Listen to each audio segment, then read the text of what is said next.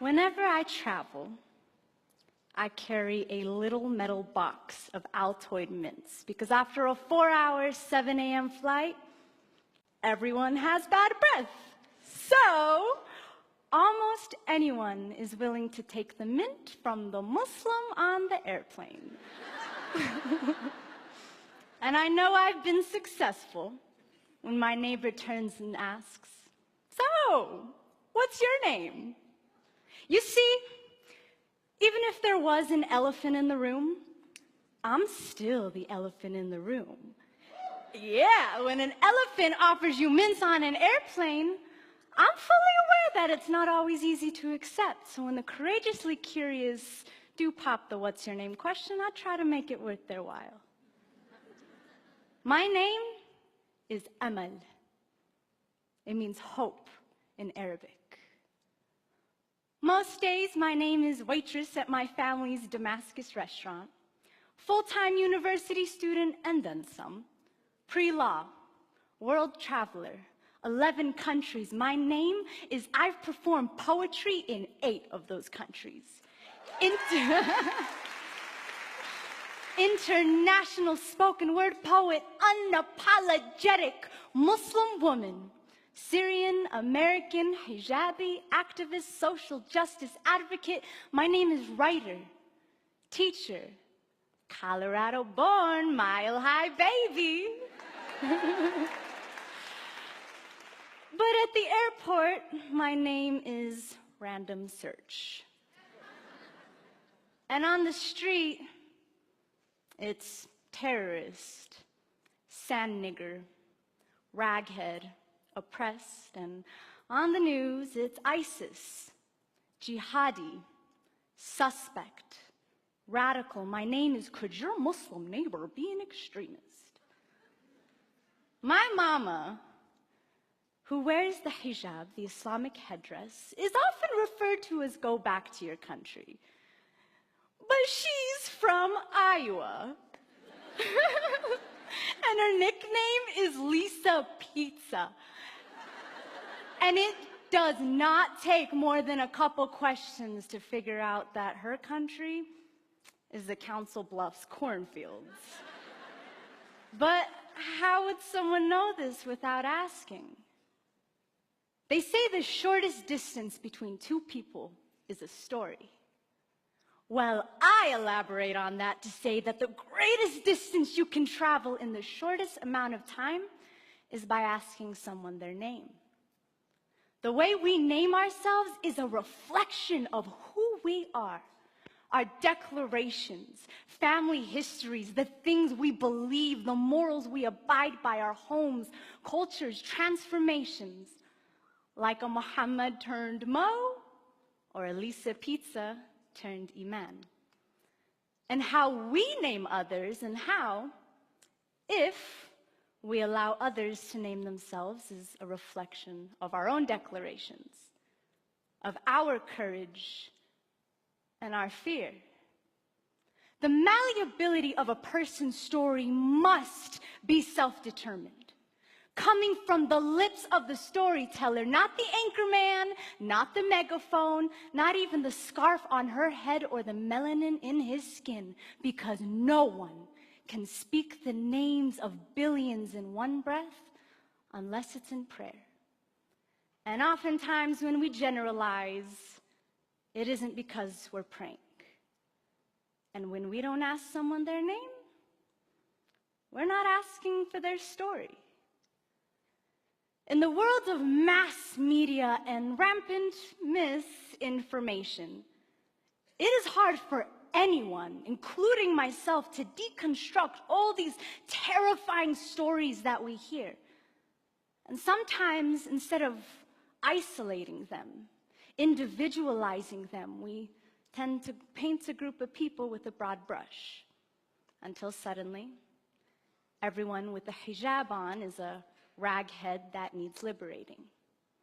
Or everyone with white skin is a racist cracker. Or everyone with black skin is a fatherless nigger.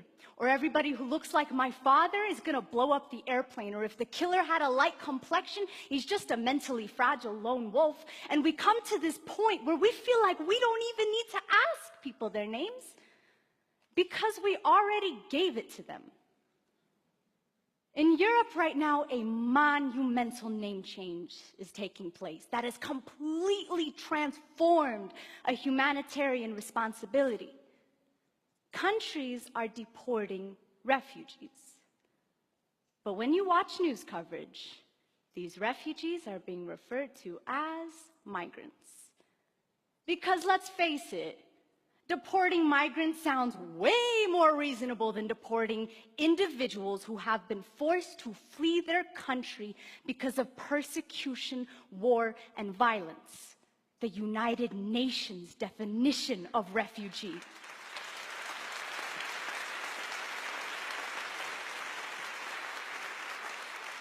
And in naming these people this way, we've attributed to them a choice instead of a circumstance, some economic gain instead of a desperation to flee a war zone. These little ones are refugees, not migrants. I took this photo last year at a refugee camp on the Syrian-Turkish border, and contrary to popular belief, they aren't poisons. They're not here to steal our democracy or to take over our neighborhoods. They're people, families who wish that they could go home, but have had to make that home somewhere else. And we've come to this point where the word migrant essentially means piles of brown, foreign-speaking people. And we end up forgetting there was a point where some people would have considered those who looked like this to be migrants as well. Right, though?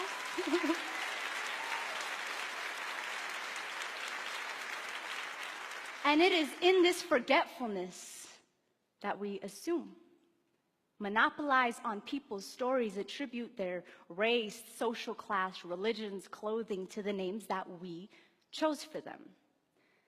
Terrorism is a fine modern-day example, unfortunately.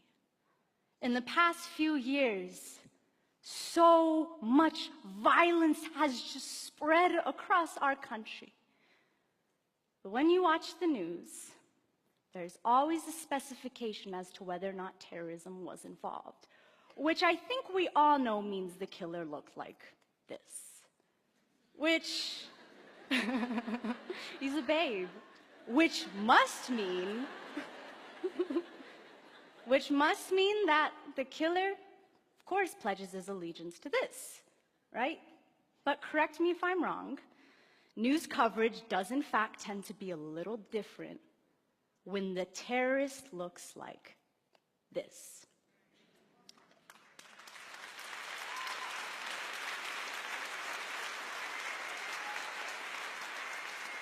And it ultimately has us forgetting that terrorism, by definition of terrorism, has always come in all shapes and colors.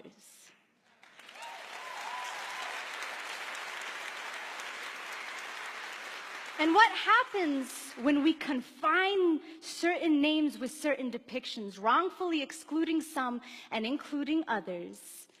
We end up caging masses of people under a name that says dangerous, even if they're nowhere near it. Like when we say thug instead of 17-year-old black child. When we say alien instead of immigrant.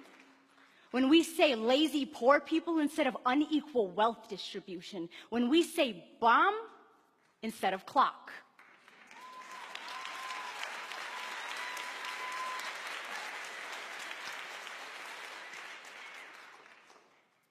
This man's name is Craig Hicks.